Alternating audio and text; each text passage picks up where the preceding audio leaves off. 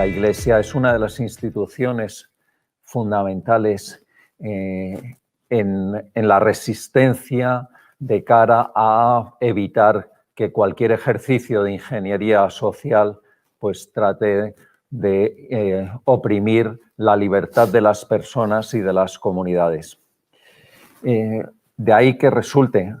tan pertinente el que la primera de las intervenciones corra a cargo de un obispo y concretamente del actual secretario general y portavoz de la Conferencia Episcopal Española. Me refiero a don Luis Argüello, obispo auxiliar de la diócesis de Valladolid. Yo creo que si hay una labor que es difícil de desempeñar en estos momentos es la de obispo, porque los tiempos no son unos tiempos en los que precisamente la religión goce de un amplio reconocimiento social. Los tiempos cambian a gran velocidad y los obispos tienen un papel especial precisamente en lo que nos decía Juan Carlos, en proyectar luz sobre nuestras vidas. Quiero señalar que en el currículum de don Luis consta una condición que a mí me parece muy valiosa de cara al ejercicio de su ministerio. Él no solo es licenciado en Derecho, sino que fue profesor de Derecho Administrativo. Y en unos mundos cada vez más complejos, más reglamentados, en los que precisamente el derecho del Estado, el derecho que proyecta el Estado a través de las distintas administraciones públicas, pues impacta tan directamente sobre nuestras vidas, el tener un conocimiento minucioso del mismo puede ayudar, entre otras cosas, también para ejercer la labor pastoral. Bueno, no me entretengo más con esta presentación porque directamente les anuncio el título, que ustedes ya conocen, que no puede ser más evocador. La religión de Dios que se ha hecho hombre ha de anunciar a un hombre que se cree Dios. Tiene la palabra don Luis Argüello y a partir de las 11 menos cuarto tendremos la posibilidad de interactuar con él. Muchas gracias, don Luis. Muchas gracias a vosotros, queridos amigos. Saludo con afecto a todos los participantes en este congreso, especialmente a los amigos de la Fundación Educatio Servanda.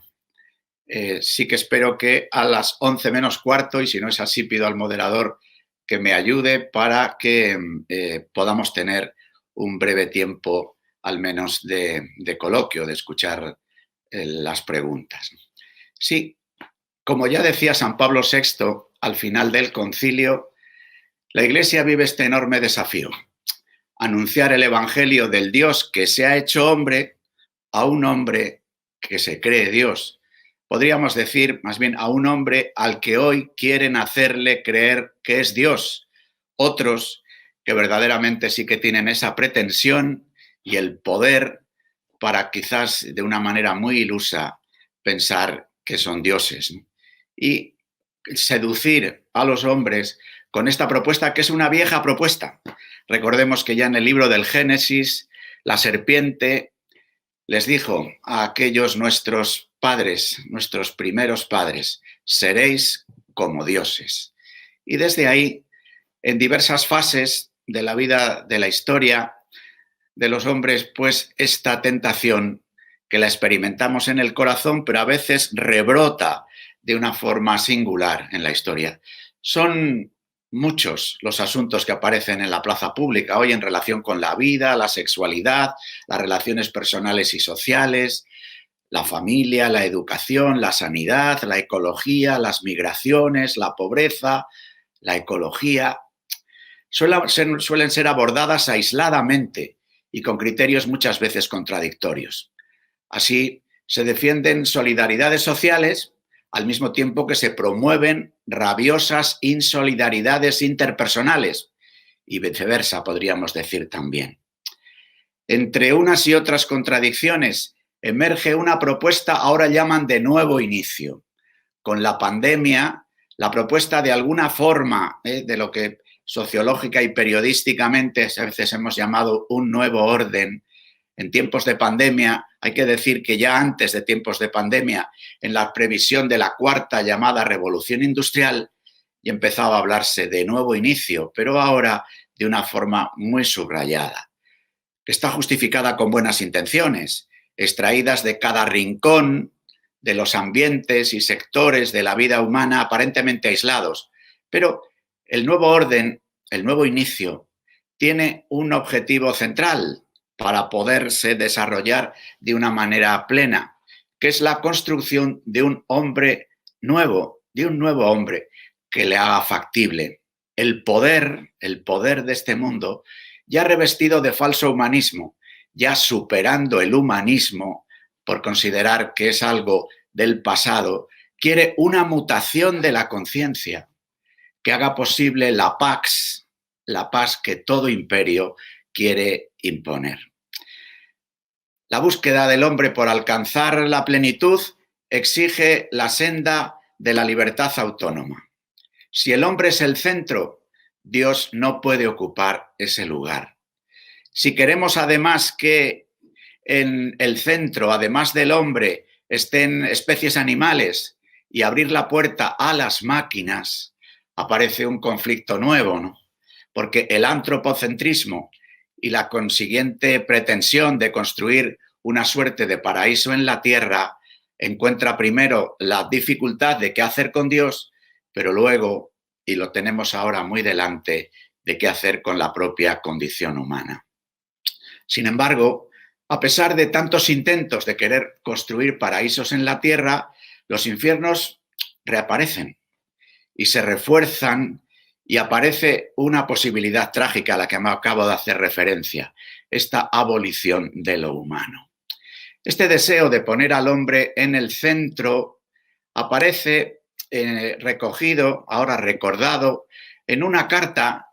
que yo creo que es muy expresiva. Es la carta que el actual ministro de Cultura, es verdad que no como ministro de Cultura, sino como secretario de Laicidad del Partido Socialista, escribe a sus militantes, que aparece publicada en el periódico digital El Español, y en el que él se dirige a los militantes del Partido Socialista y les dice que la laicidad es la religión de la libertad.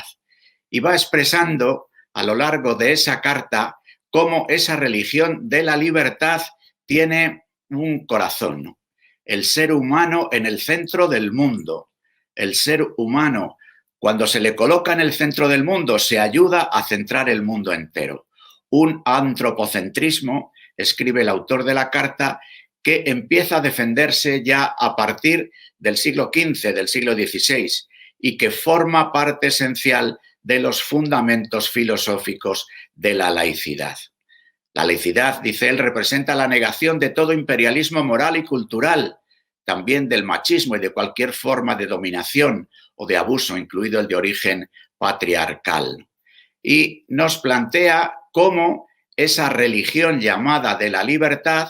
él la puede relacionar con todo el proyecto legislativo. Dice, la nueva ley recién aprobada en el Congreso de los Diputados, se refiere a la de la eutanasia, facilitará con todas las garantías el ejercicio efectivo de esta autonomía moral, de este derecho fundamental, y liga a este mismo programa de la religión de la libertad, dicho sea entre comillas, la reforma educativa con la aprobación de la LOMLOE, al eliminar la obligación de cursar una materia alternativa a la religión y que su evaluación no cuente en los procesos de acceso a la universidad ni para la obtención de becas. Suponen un importante paso hacia esa España civil por la que trabajamos los socialistas. Un paso que sigue a otros históricos, como la ley del divorcio, la despenalización de la interrupción voluntaria del embarazo y la ley del matrimonio entre personas del mismo sexo.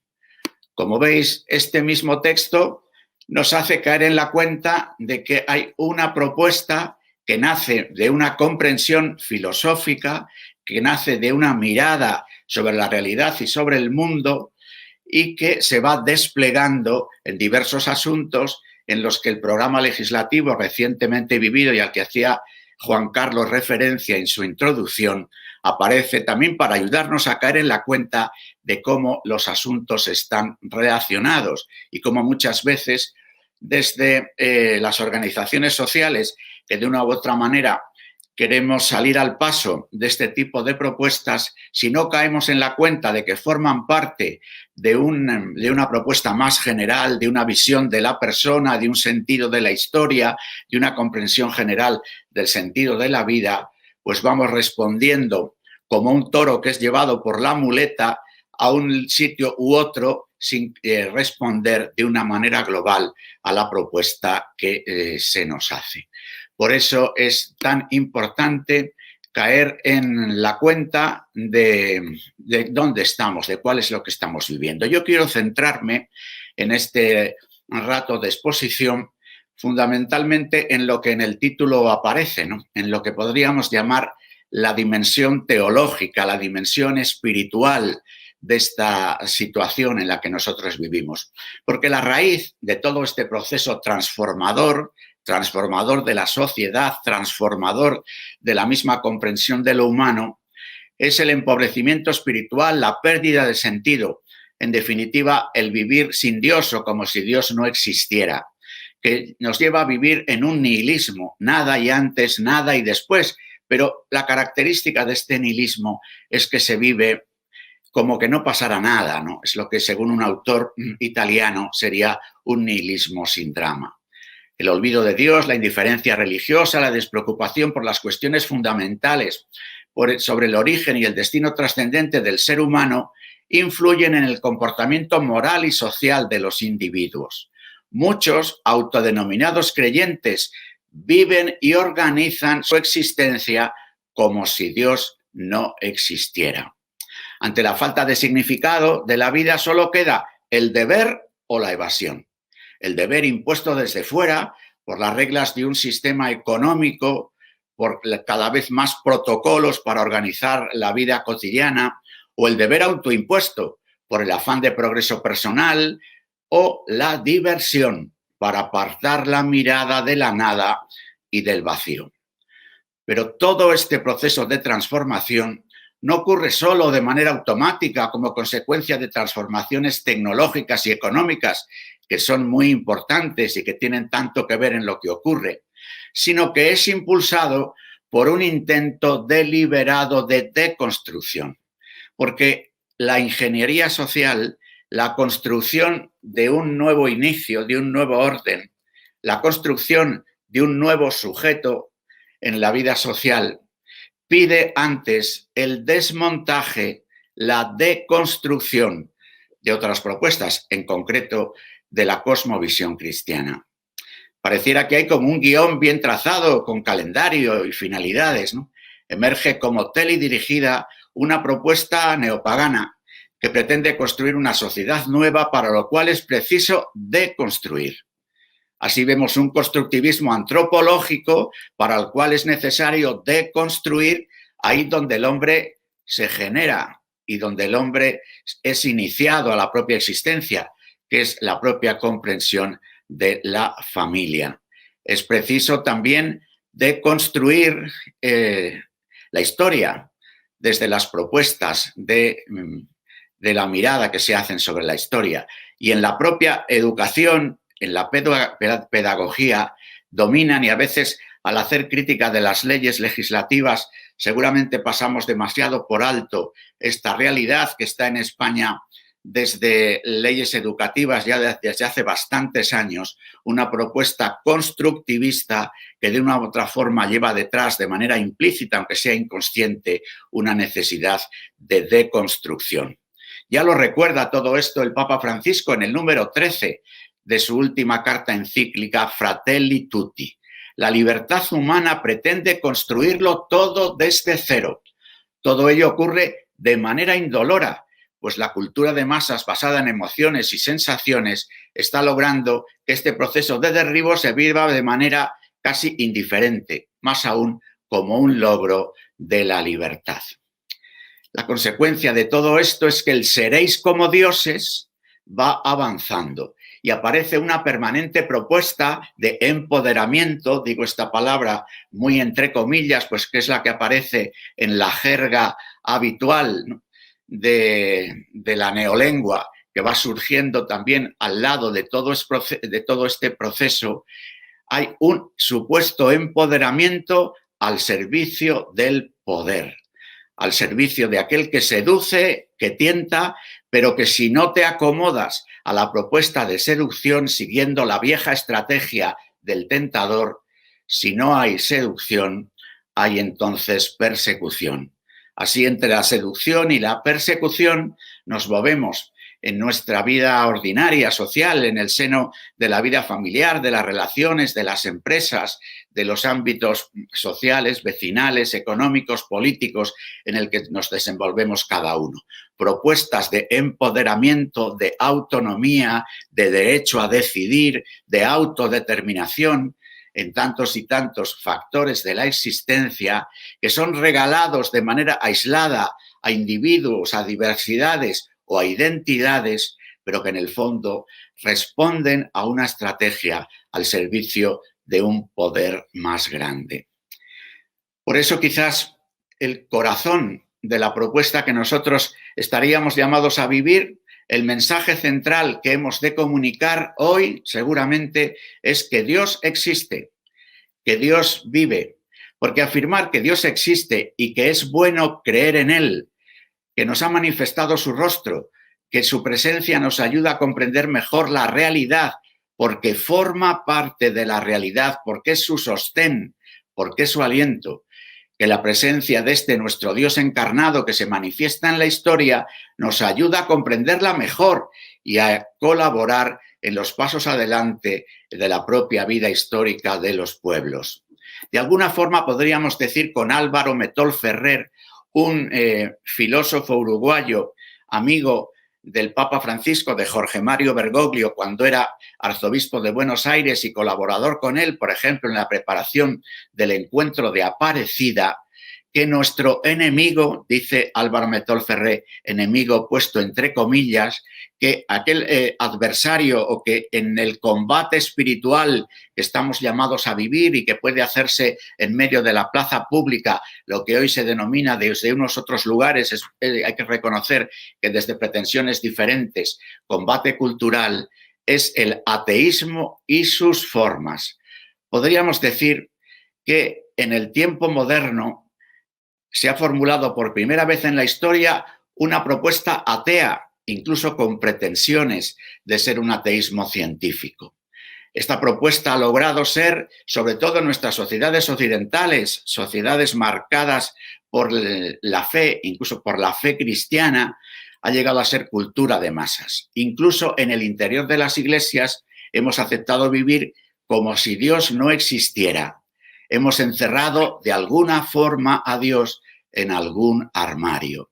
El ateísmo tuvo una primera fase, que es un ateísmo mesiánico, el ateísmo de las grandes ideologías de finales del siglo XIX, del siglo XX, que pensaban que podían construir el cielo en la tierra en un mesianismo secularizado, en propuestas ideológicas de construcción de todo lo humano que darían pie las estructuras nuevas a un hombre nuevo. Pero el ateísmo que nosotros estamos viviendo hoy no es tanto un ateísmo mesiánico. El ateísmo de esta hora de constructivismo social, de leyes que afectan a la persona, a la familia,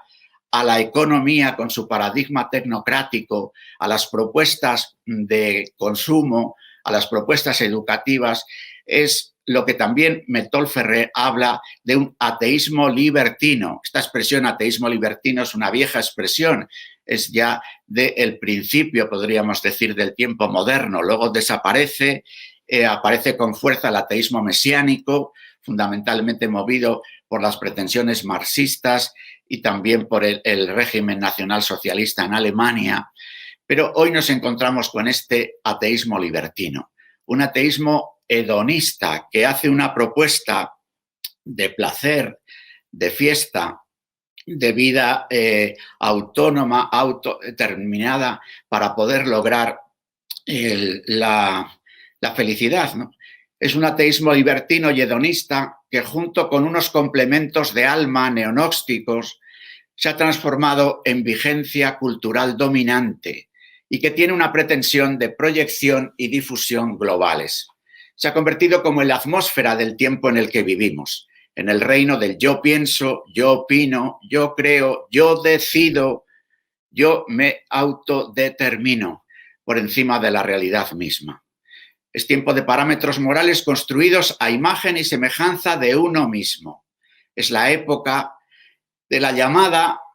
cornucopia permisiva, este mundo de los deseos en el que pareciera que todo lo que se desea tiene que ser conseguido, que todo deseo tiene que ser ley, como dice un libro recientemente publicado. Este mundo de los deseos en el que pareciera que todo lo que se desea tiene que ser conseguido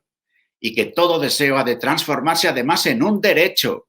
para ser reconocido por los otros, para asegurar constantemente en la cornucopia mitológica de Zeus, que de ese cuerno de la abundancia vamos a estar recibiendo lo que deseamos, lo que pedimos, y además transformado en un derecho que los demás nos tienen que dar a través de las organizaciones estatales. Claro que cuando la crisis económica, en la primera fase del 2008 al 2012, o en la que estamos empezando a vivir con especial drama derivada de la pandemia, pero que en realidad también aparece conectada con la anterior y con la que puede venir por las grandes transformaciones tecnológicas, cuando la crisis económica ha hecho que el cuerno de la abundancia sea menos abundante, aparecen entonces fenómenos de rabia, de indignación, pero una indignación sin dignidad.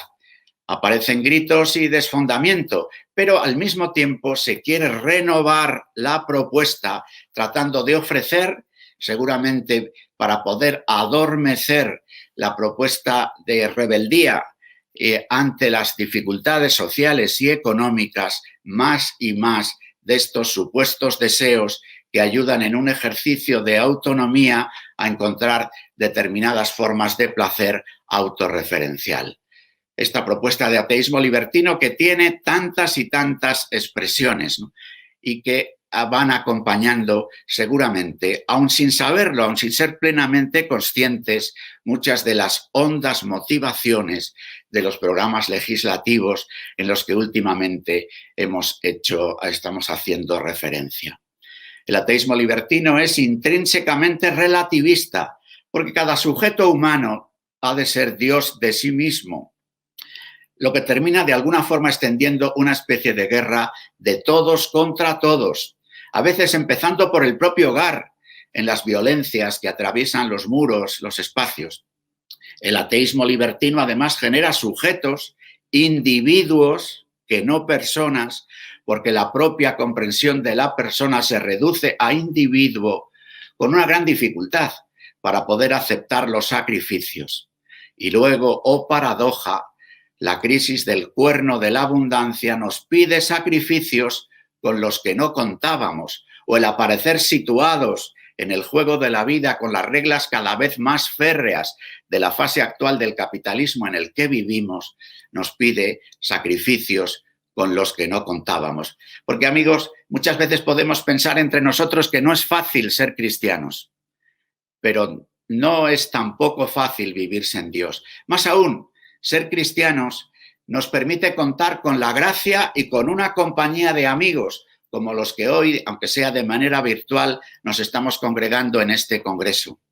No es fácil ser cristianos, dicen algunos. Tampoco es fácil vivir sin Dios. Y ser cristiano nos permite vivir con la compañía del Dios con nosotros, contar con la energía de su gracia y con una compañía de hermanos y amigos para poder caminar en nuestra peregrinación hacia la tierra donde se cumplen todas las promesas. Porque tantos de los que dicen hoy en nuestra sociedad española, en la sociedad europea, vivir sin Dios, en realidad viven de los restos de una ética que suponía a Dios, pero que ha quedado maltrecha, aislada, y al romper sus vínculos, al romper la relación de unos principios y otros, queda tan maltrecha que ha perdido completamente su significado. Entonces, al ateísmo libertino, a este adversario en el combate espiritual, en la lucha cultural referida a las formas de vida, a la comprensión misma de lo radical de la cultura, que es la relación entre cultura y naturaleza, entre naturaleza y gracia, diríamos los cristianos, en la propia comprensión de lo humano que se despliega en la familia y en la familia de familias, en la sociedad organizada, que se da instituciones económicas y políticas. A este adversario, a este enemigo, solo se le puede vencer superándolo, es decir, encontrando los límites de su posición y realizando una propuesta superadora. Podríamos decir, si os parece esta expresión, que se vence a un enemigo, entre comillas, asumiendo algunas de sus intuiciones, pero yendo más allá de ellas. ¿Por qué? Porque el error, incluso en la propia historia de la Iglesia, con las herejías, siempre hunde sus raíces en una insuficiencia que los hombres acusan en el nivel de experiencia sensible. Así se vuelve exigente y resulta atractivo el bien que contiene o que parece contener, ya que en el fondo el corazón humano, que está bien hecho, aunque está herido por el pecado, tiene un inextirpable deseo de bien. Y muchas veces se nos presenta el error como un bien, y así consumimos el error como una mezcla de lo correcto y lo equivocado, de la verdad y de la mentira, no solo como si fuese algo malo o como un error. Encierra una verdad que es percepción de que la existencia tiene un deseo íntimo de gozo, un deseo íntimo de alabanza, un deseo íntimo de que los latidos profundos del corazón, la libertad, el amor, la alegría, puedan realmente cumplirse. Pero el error del ateísmo libertino es que nos ha puesto delante una trampa. Ha desvinculado la libertad del amor, pero no solo la ha desvinculado, sino que hace aparecer que el amor es enemigo de la libertad. Cuando el amor supone vínculo, cuando el amor supone interdependencia, cuando el amor hace brotar el deber de amor, la libertad mal comprendida entiende que la dependencia de los vínculos, que la obligación que surge del amor y que todos nosotros experimentamos sin que tenga que venir una ley que nos lo diga desde fuera, entonces aparece como enemiga de la libertad. Que cualquier vínculo en el que el amor nos introduce es visto con sospecha por la libertad. Los nuevos derechos, estos que han ido surgiendo con tanta fuerza en el ambiente que el ateísmo libertino promueve y que las últimas leyes son expresión de esos deseos convertidos en ley, nacen de algunas exigencias profundamente humanas. La necesidad afectiva, el deseo de maternidad y paternidad, el dolor y la muerte, la búsqueda de su significado, la acogida del sufrimiento, la búsqueda de la propia identidad. Cada uno de estos nuevos derechos, que tantos de ellos nos parecen en la manera como quieren ser reconocidos, rechazables, hunden sus raíces en algo del tejido profundo de cada existencia humana. Por eso y por el envoltorio de empoderamiento que el poder realiza con este tipo de propuestas, tienen un atractivo y nos encontramos tantas veces en el aula, en la propia vida familiar, como los hijos en las familias, los adolescentes y jóvenes en la escuela, los universitarios en las aulas, vemos cómo sienten una especie de atractivo, bien por la vía de deseos del corazón, bien por la vía que el ateísmo libertino también conjuga tanto, que es el de la falsa compasión. Porque si el ateísmo libertino lo que trata de hacer buscar es la felicidad, el placer, el gozo de una existencia entendida de determinadas maneras, desvinculada, pensemos, por ejemplo, en algo tan burdo como la campaña tan de actualidad en estas horas del Ayuntamiento de Getafe, de una propuesta de educación sexual y de los consejos que se da a las chicas que reciben esa propuesta, haciendo un elogio de la masturbación, de la autorreferencialidad, de la vuelta sobre sí mismos, negando radicalmente el significado esponsal del cuerpo y de la sexualidad, porque en el fondo el ateísmo libertino, que por una parte hace estos planteamientos burdos de placer falso, que luego deja tanta resaca, incluso vinculada a la propia corporalidad, también en la contraparte de la fiesta, en la contraparte del placer, está el qué hacer con el sufrimiento. Y ante determinadas muestras del sufrimiento aparece una propuesta de falsa compasión, como que el sufrimiento es una coartada para negar la verdad, para negar el cuidado, para negar el sentido mismo de la existencia, para buscar un atajo. Y de alguna manera la multiplicación de reivindicaciones, del reconocimiento público de derechos individuales expresa una expectativa de que el orden jurídico pueda resolver los dramas humanos. Como dice el poeta Eliot en su poema La piedra, los hombres están siempre soñando sistemas tan perfectos que les liberen de la necesidad de ser buenos. Esperemos, reconozcámoslo, también nos pasa a nosotros, que las leyes externas, que los gobiernos nos resuelvan nuestros problemas de evangelización, nos resuelvan los dramas humanos. Es evidente que hay leyes que ayudan y leyes que dificultan, que hay leyes que van en favor de una propuesta antropológica desvinculada, individualista, que deconstruyen, pero incluso los que pretendiendo que a través de la legislación se arregle la situación de personas que tienen un conflicto entre su corporalidad y su orientación sexual, las leyes no resuelven los dramas humanos. No lo resuelven, ni pensando desde los nuevos derechos en que el reconocimiento civil, constitucional de tal o cual situación ya va a arreglar el drama humano, ni por nuestra parte pensando que los estados con sus leyes, sustituyendo la fuerza de la gracia por la pretensión de poder, vayan a resolvernos el problema de la comunicación del Evangelio, el problema de nosotros vivir nuestra propia existencia como creyentes.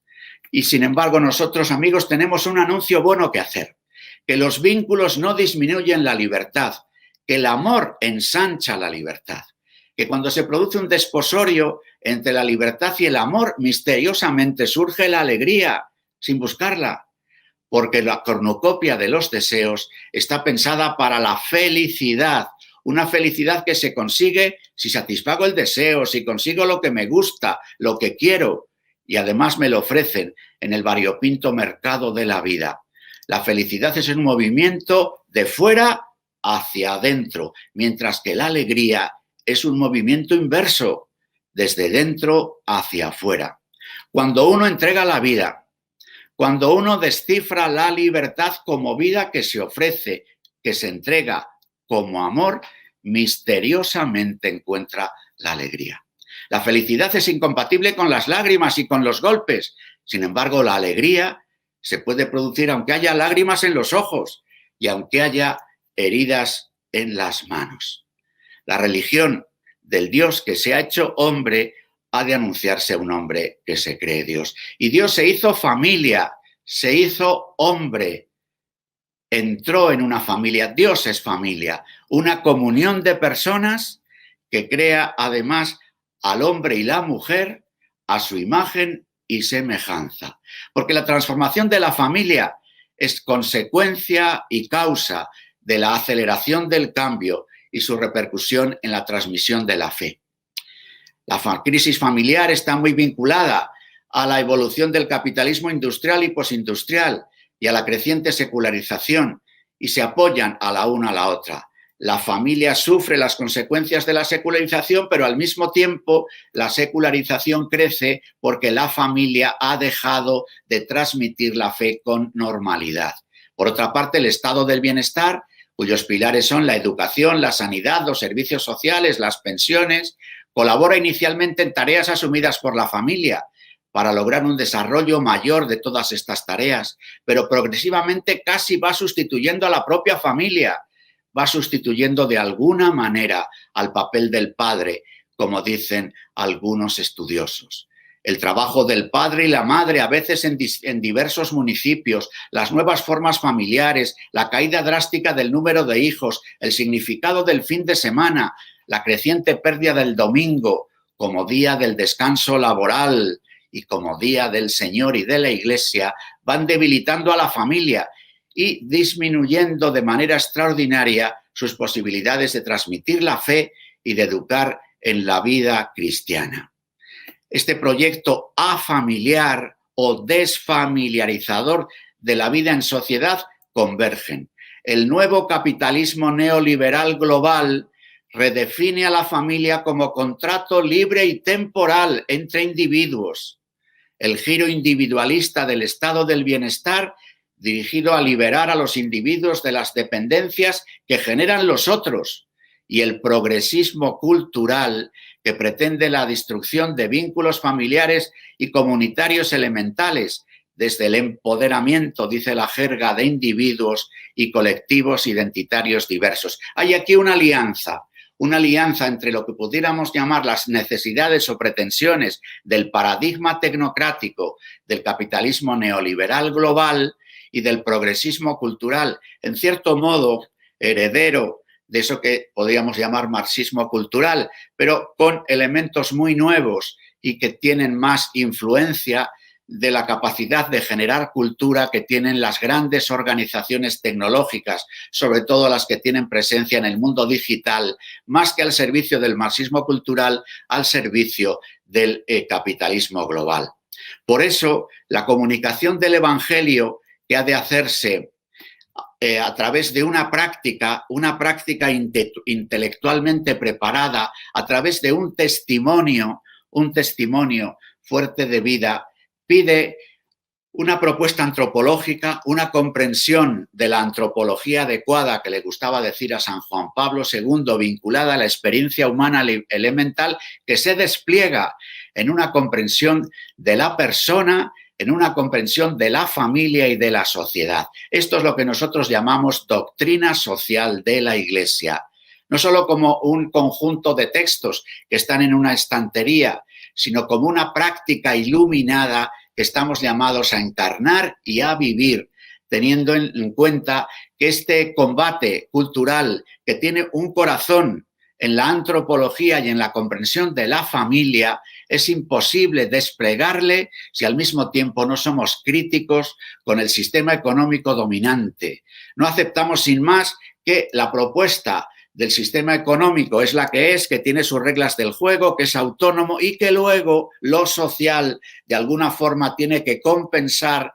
las injusticias que pueda provocar las reglas del juego que son como son del sistema económico. Como tantas veces nos insiste el Papa Francisco, como tantas veces nos insiste la doctrina social de la Iglesia, estamos llamados a caer en la cuenta de que no hay problemas, digamos, de la moral personal, de la moral familiar que vayan por un lado y problemas de la moral social, de la vida económica, de la vida social y política que vayan por otro. Que no podemos ser, digamos, personalistas en la comprensión del hombre, de la mujer, de la familia y luego ser individualistas en el camino de la economía, de la empresa, que no podemos pretender una vida solidaria, una vida de generosidad, de amor que brota de la Eucaristía en el ámbito del interior de la comunidad cristiana, de la familia, de la vida de la familia y de la persona, y luego aceptar sin más las reglas del juego,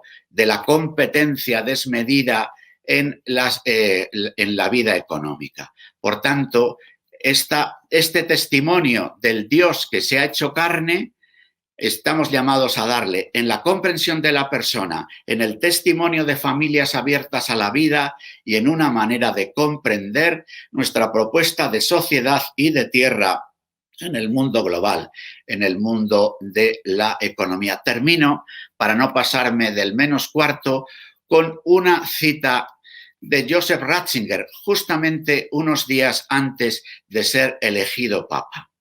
Lo que más necesitamos en este momento de la historia son hombres, diría yo en este momento, hombres, familias, que a través de una fe iluminada y vivida hagan que Dios sea creíble en este mundo. El testimonio negativo de cristianos que hablaban de Dios y vivían contra Él ha oscurecido la imagen de Dios y ha abierto la puerta a la incredulidad.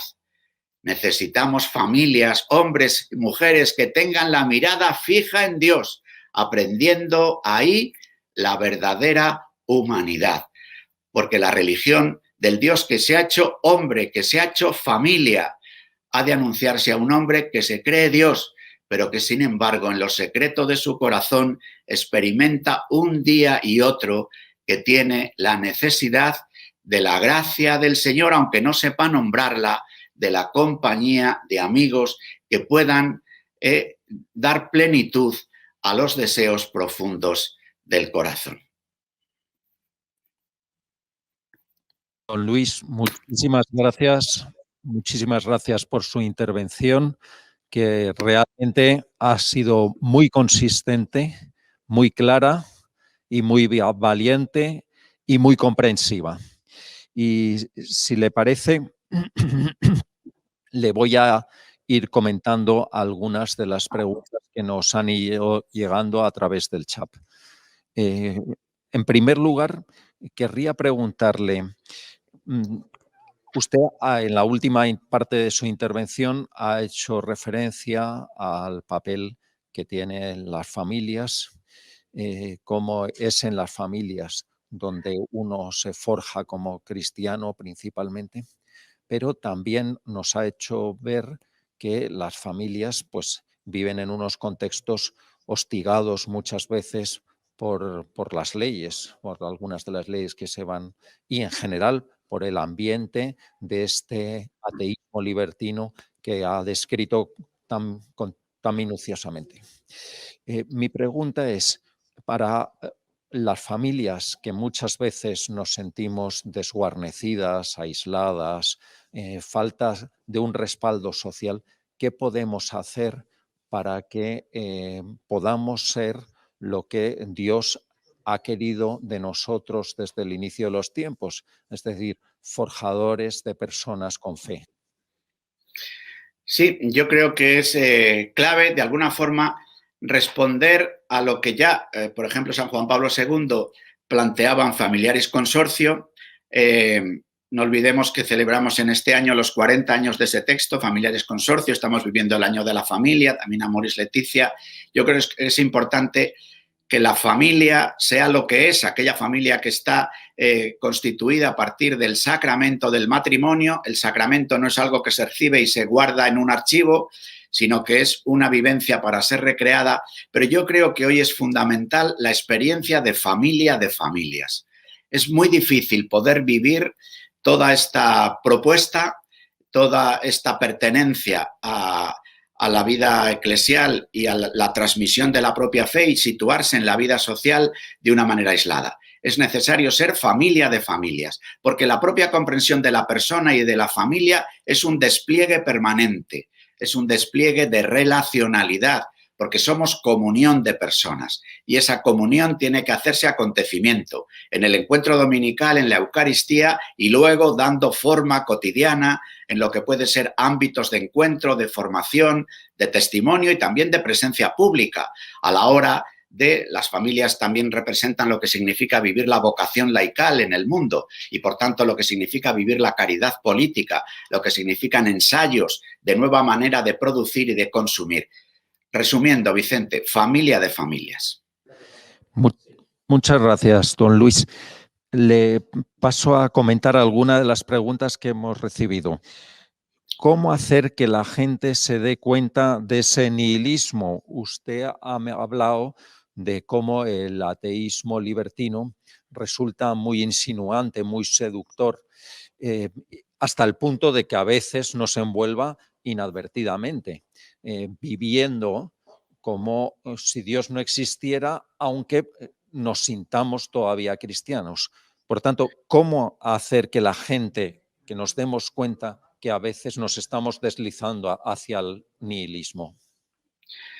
Sí, yo creo que es muy importante que la Iglesia en general, cada uno de los creyentes, la Iglesia doméstica, bajemos a lo que algunos llaman la escuela de las preguntas del hombre. Es decir, yo creo, cuando por ejemplo el Papa Francisco nos está invitando tanto a realizar acompañamiento, eso yo creo que tiene mucho que ver con algo que ya hizo Jesús, por ejemplo, en el relato que hemos escuchado en estos días de Pascua de la aparición a los de Emaús. Lo primero que hace Jesucristo resucitado en la figura de un peregrino es escuchar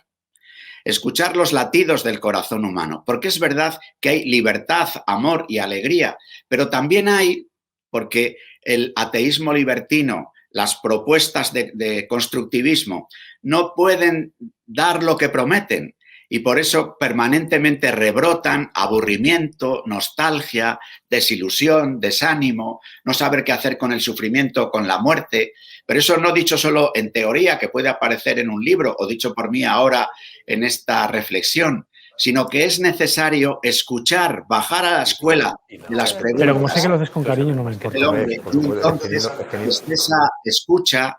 poder ofrecer nuestra palabra y nuestra presencia, nuestra palabra acompañada del testimonio de vida. Hace falta rastrear en el corazón humano a dónde van los latidos de la alegría, cómo la alegría se conecta con el amor y con la libertad, cómo también ayudar a caer en la cuenta de por qué nos aburrimos, por qué nos ponemos tristes, de dónde hay nostalgia, sabiendo que eso nos abre al misterio de nuestra propia existencia, que permanentemente ese misterio nos abre a preguntas no dichas, insisto, solo desde el pupitre de una clase de filosofía. La pretensión de verdad, de bien, de belleza. Esta, digamos, de alguna forma, algo que ha acompañado todo el caminar de la vida de la Iglesia, cómo hacer hoy esta escucha paciente en la escuela de las preguntas que brotan en el corazón humano. Muchas gracias, don Luis. Usted en su intervención ha insistido en que muchas veces estas posiciones gravemente erróneas se sustentan sobre un punto de apoyo de verdad. Quizá, pues, identificando un anhelo insatisfecho en la vida de las personas, una situación de injusticia.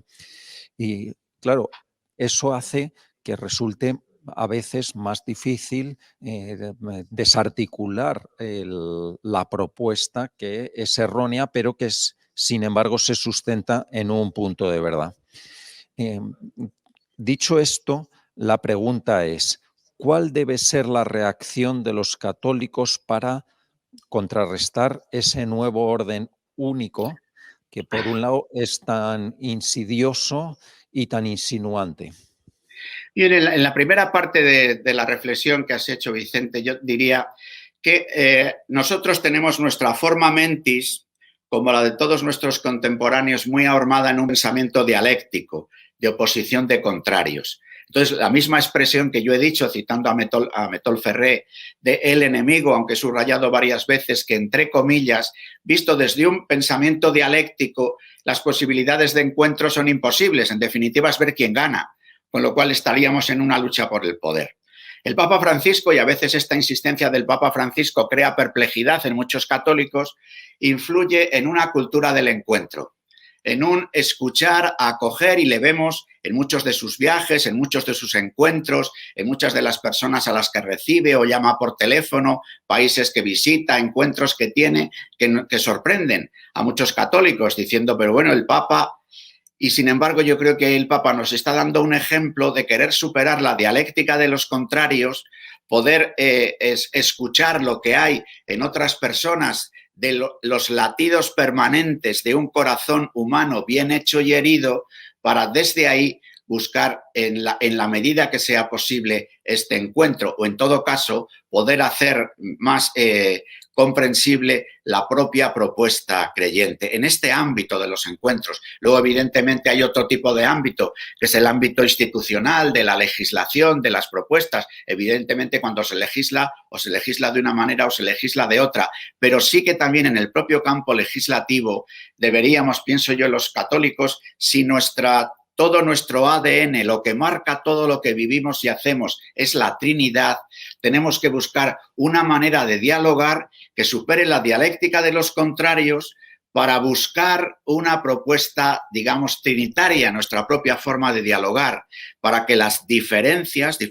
que existen, puedan encontrar un punto de encuentro que hagan que el diálogo de la diferencia pueda parecer una nueva fecundidad. Es decir, lo que nosotros defendemos en antropología, que decimos hombre y mujer, y que la propia comprensión del hombre y la mujer abiertos a la vida en el matrimonio es ya un dibujo trinitario, dígase analógicamente, eso de alguna forma debería de servirnos para todo. Yo aquí animo mucho a nuestras propias facultades, a estudiantes de filosofía, en nuestros propios diálogos, a cómo buscar una forma de dialogar, de argumentar, que supere la dialéctica de los contrarios, que supere en eso que estamos llamando hoy día alternativa cultural, a veces combate cultural, que yo prefiero llamar combate espiritual,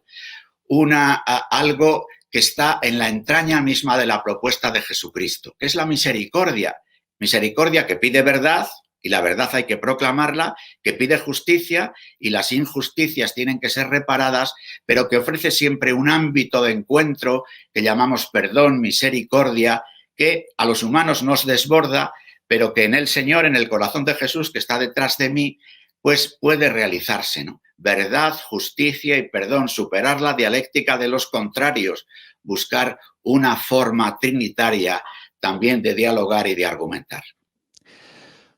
Don Luis, muchísimas gracias. Nos quedan unas cuantas preguntas por formularle, pero desafortunadamente el tiempo ha concluido. Quiero agradecerle muy sinceramente, en nombre de todos los que le hemos escuchado, sus palabras, unas palabras que, como decía, resultan muy consistentes, muy claras, muy esperanzadoras. Y quiero acabar subrayando lo que ha señalado, como cuando a la Iglesia se la critica en ocasiones por unas actitudes inflexibles o rígidas. Sin embargo, usted ha incidido una y otra vez en lo que, citando al Papa Francisco, denomina como la cultura de la escucha, del encuentro, del diálogo. Así que muchísimas gracias, don Luis, y pasamos ahora sin solución de continuidad a la siguiente actividad del Congreso. Hasta luego, don Luis.